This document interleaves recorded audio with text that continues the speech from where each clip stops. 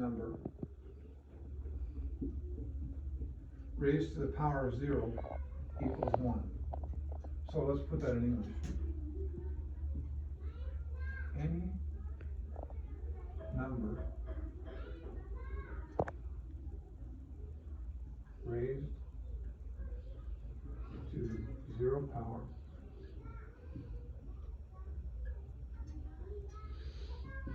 so if I had a base of 121 to the 0 power, what's the answer? 121 raised to the 0th power equals 1. Now, even if I took that to the 2, it'd be 121 times 1. You know, I can't do that in my head. I just figured out to use a calculator. But the second thing, the number 1. Okay, let's look at this. Okay, so remember we did our number of folds when we have our sheet here. Notice that there's no folds in it. 0 folds still equals 1 section. Do you get that? So any number raised to the 0th power equals 1. Okay, so now we're going to talk quickly about 1. 1's almost like a magic number in multiplication. Okay, if I multiply 1 times 1 times 1 times 1 times 1 times 1 times 1 times 1 equals. So how many ones I got here? 1, 2, 3, 4, 5, 6, 7. So that's actually 8. I got 1 to the 8th power. 6 because I got multiplied at 1, 2, 3, 6, 7, 8. Yeah, I got 8 ones there. Equals. Whenever you multiply 1 times 1, what do you get? The answer is 1.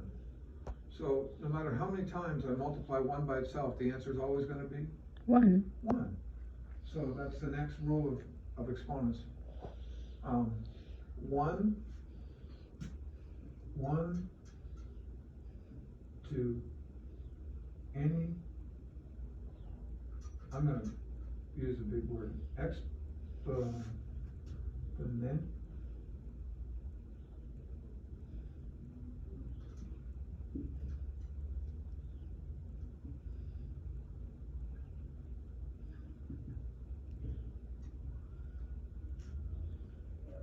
Okay, so those are the basic rules of exponents, and they're important because we're going to go into, as soon as we finish our little section here on exponents, we're going to introduce a new module called order of operations, where we're going to be introduced to 2 interesting words. One's called gems, the second is called PEMDAS. You'll know those words really well when we do order of operations, but exponents are really important. So anyway, you're going to see exponents the rest of your life. Exponents are often stuck in algebraic expressions. Remember we talked about, a lot of times we use the variable x or y, because remember on x and y, x or y, that's typically what we do to explain a coordinate plane, right? So, but here's an interesting, when you have an algebraic expression now, you don't have to understand this yet because we're going to see it again, I guarantee it. Y equals x squared. Well, anytime you see something that will create a U, it's called a parabola. But you don't need to worry about that just now. But I'm just throwing that in there because I've learned in math, if I don't show you the reason why we're learning something, it's kind of like, ho hum, who cares? Mr. Walsh is just blabbing on and I'm bored and I just want to get done my day. I get that. And I understand that we do a lot of work because we are not just average students. We have the mind of Christ. We serve the Most High God, creator of heaven and earth. Remember the story in the Bible? How Daniel had his Shadrach, Meshach, in a bungalow, Shadrach, Meshach, and Abednego. And they got put in the Babylonian court and they only ate vegetables, became vegetarian, they ate beans and lentils and stuff. And it says God visited them and made them 10 times smarter than anybody else in all the world and the whole Babylonian kingdom, because at that point Nebuchadnezzar ruled the whole world. And so the same thing goes for you. You're sitting here not just in any environment, you're sitting in an environment where Jesus Christ is Lord, and he's giving you the mind of Christ, and he's made unto you wisdom, sanctification, righteousness, and life. And so in this environment, we expect that the Spirit of God will make you a quick understanding, and just like those Babylonian students, they were 10 times smarter than anybody else in the whole world. I believe that you're going to be 10 times smarter than anybody else in this generation.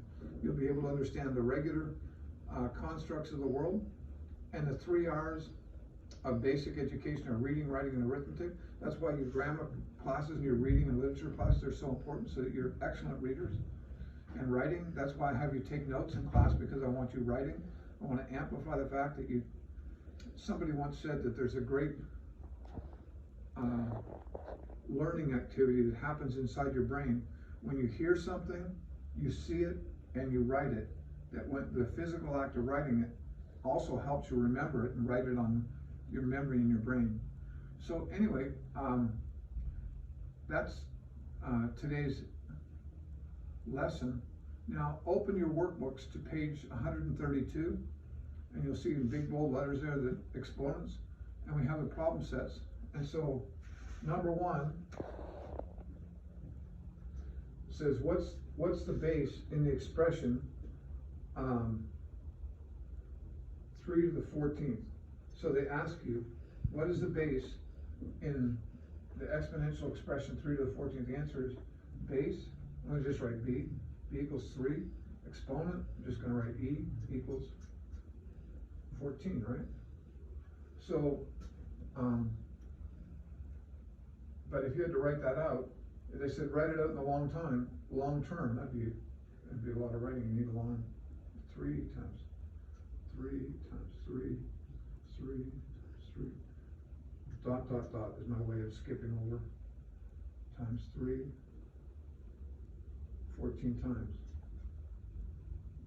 So you'd have to write 14 3s across there. Don't you think it's a lot better, instead of writing 3 times 3 times 3 times 3, just write 3 to the 14th power?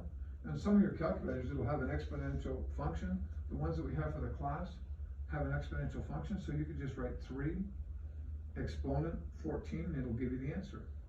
Pretty cool, huh?